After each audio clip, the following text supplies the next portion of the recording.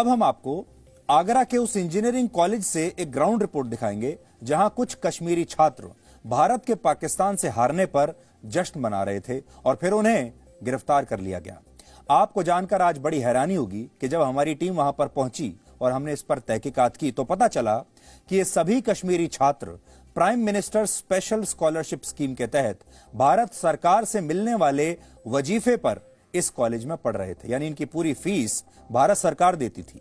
यह गद्दारी की हद है कि ये छात्र स्कॉलरशिप तो भारत सरकार से ले रहे हैं और पाकिस्तान की जय जयकार कर रहे हैं। आज हमें इनके कुछ व्हाट्सएप चैट्स भी मिले जो हम आपको आगे पढ़कर सुनाएंगे।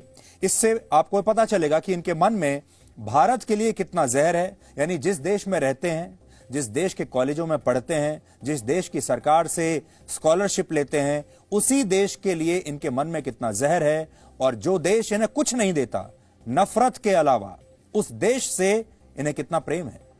24 अक्टूबर को हुए भारत और पाकिस्तान के मैच में पाकिस्तान की जीत के बाद आगरा के एक इंजीनियरिंग कॉलेज में 3 कश्मीरी छात्रों ने जश्न के दौरान पाकिस्तान जिंदाबाद और भारत तेरे टुकड़े होंगे जैसे नारे लगाए। इसके अलावा इन लोगों ने अपने व्हाट्सएप स्टेटस पर भी भारत के खिलाफ आपत्तिजनक बातें लिखी और पाकिस्तानी खिलाड़ी मोहम्मद रिजवान के मैच के दौरान नमाज पढ़ने का वीडियो भी अपने स्टेटस पर इन लोगों ने लगाया। जिसके बाद कॉलेज के दूसरे जो छात्र थे उन्होंने इस पर आपत्ति की, उसके बाद उन्होंने शिकायत की और इन तीनों कश्मीरी छात्रों को बाद में वहां की पुलिस ने गिरफ्तार कर लिया। इन तीनों छात्रों के नाम हैं इनायत अल्ताफ शेख, साकेत अहमद, गनी और अरसीद यूसुफ और ये तीनों ही जम्मू कश्मीर से आते हैं। और हैरानी की बात यह है कि ये तीनों लोग आगरा के इंजीनियरिंग कॉलेज में केंद्र सरकार की एक स्कॉलरशिप स्कीम के तहत ही पढ़ रहे थे, यानी पढ़ाई इस देश के पैसे पर कर रहे थे। और ये स्कॉलरशिप का पैसा कहां से आता है? ये पैसा हमारी और आपकी जेब से ही जाता है। जो टैक्स हम देते हैं आप और हम मिलकर, उसी पैसे से ये पढ़ रहे थे और जश्न ये पाकिस्तान की जीत का मना रहे थे। केंद्र सरकार की इस योजना का नाम है prime minister special scholarship scheme और इस स्कीम की शुरुआत वर्ष 2011 में हुई थी जब देश में यूपीए की सरकार थी, प्रधानमंत्री डॉक्टर मनमोहन सिंह थे। और इस स्कीम को शुरू करने का मकसद था जम्मू कश्मीर के युवाओं को देश के दूसरे राज्यों में पढ़ाई करने के समान अवसर देना।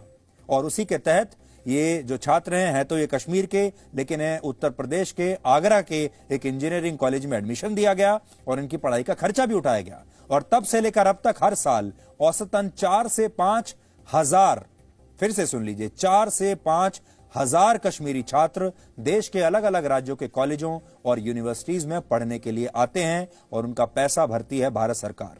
इस स्कीम के तहत प्रत्येक छात्र को 2 तरह के फायदे दिए जाते हैं। पहला, उस छात्र की पढ़ाई का सारा खर्च प्रधानमंत्री कार्यालय उठाता है और दूसरा, उस छात्र को मेंटेनेंस फीस के तौर पर हर साल 1 लाख रुपए भी दिए जाते हैं, यानी पूरी फीस माफ और साथ में 1 लाख रुपया भी।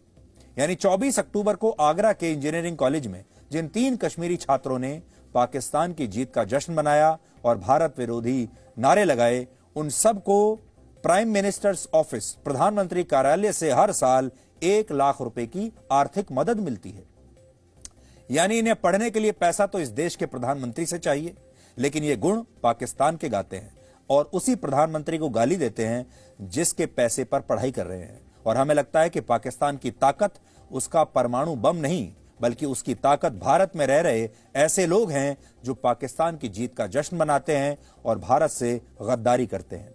आज हम इन लोगों की व्हाट्सएप चैट की कॉपी अपने साथ लेकर आए हैं जिसमें इन्होंने पाकिस्तान की जीत के बाद भारत के लिए आपत्तिजनक बातें लिखी थी। मैं आज आपको वो चैट की जो चैट्स हैं वो पढ़कर मैं सुनाऊंगा और वो आपकी स्क्रीन पर भी हैं, आप देखिए। इनमें इनायत अल्ताफ शेख नाम का कश्मीरी छात्र अपने व्हाट्सएप स्टेटस पर लिखता है कि क्या हाल हुआ इंडिया का, well played Pakistan, win by 10 wickets. ये देखिए, ये आपके सामने है, क्या हाल हुआ इंडिया का, well played, win by 10 wickets, Rizwan Babar, love you. अपने दूसरे स्टेटस में यही छात्र मोहम्मद रिजवान की मैच के दौरान नमाज पढ़ते हुए तस्वीर लगाता है और फिर लिखता है कि इट डिजर्व विन। ये तस्वीर उन्होंने लगाई है। इट डिजर्व्स विन, यानी ये जीत के हकदार थे। एक और स्टेटस में ये पाकिस्तानी गेंदबाज शाहीन अफरीदी की तस्वीर पर लिखता है, कोई पूछे तो बोलना कि लाला का दामाद आया था, यानी शाहिद अफरीदी का दामाद। यहां ये पाकिस्तान के राष्ट्रीय ध्वज को भी सैल्यूट कर रहा है।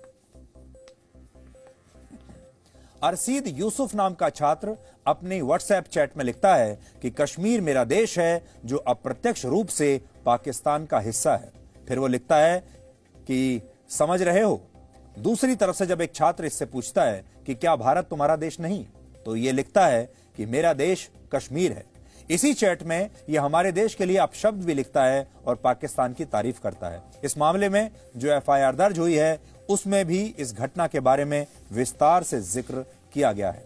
इस एफआईआर में लिखा है कि 24 अक्टूबर को पाकिस्तान की जीत के बाद आगरा के इस कॉलेज में इनायत अल्ताफ शेख, साकेत अहमद गनी और अरसीद यूसुफ नाम के छात्रों द्वारा देश विरोधी नारे और भारत तेरे टुकड़े होंगे जैसे नारे लगाए गए। हालांकि आज इन तीनों आरोपियों को आगरा की एक अदालत में पेश किया गया, जहां से इन्हें 14 दिन की न्यायिक हिरासत में भेज दिया गया, यानी अब ये कम से कम 14 दिन जेल में रहेंगे। इसके अलावा इन छात्रों के खिलाफ दो समुदायों के बीच नफरत फैलाने और सांप्रदायिक सौहार्द को खराब करने की धाराओं पर मुकदमा दर्ज किया गया है।